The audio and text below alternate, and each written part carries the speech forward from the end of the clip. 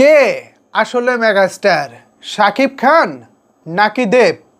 এ বিষয়টি নিয়ে কিছুদিন আগে বেশ বড় রকমের একটি কন্ট্রোভার্সি হয়ে গেছে। আর এই কন্ট্রোভার্সির জন্ম দিয়েছিল কলকাতার প্রযোজনা প্রতিষ্ঠান এসবিএফ। এবার সে বিষয় নিয়ে মুখ খুলেছেন দেব। তিনি জানিয়েছেন আসলে কে মেগাস্টার।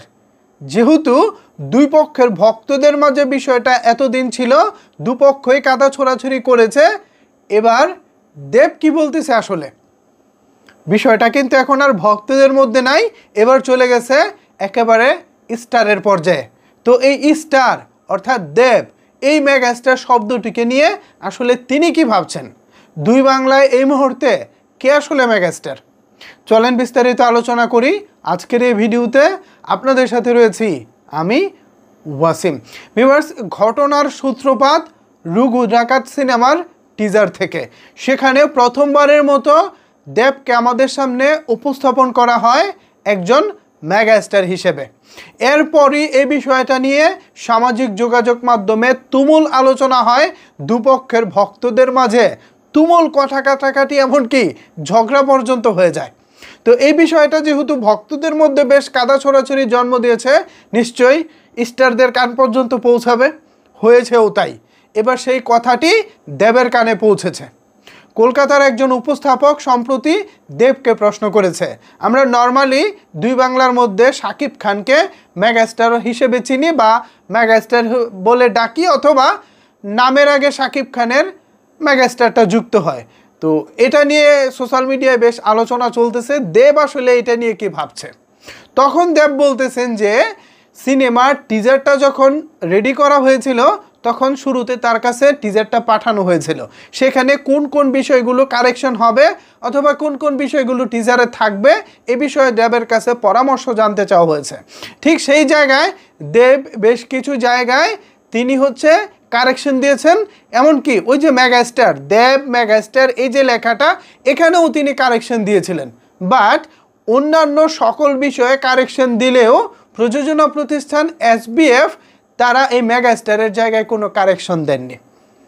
বুঝতে পারছেন ব্যাপারটা? এখানে মূল যে কন্ট্রোভার্সির জায়গা বা মূল যে আলোচনার বিষয়বস্তু, সেটা মূলত এসবিএফ ইচ্ছা করে করেছে।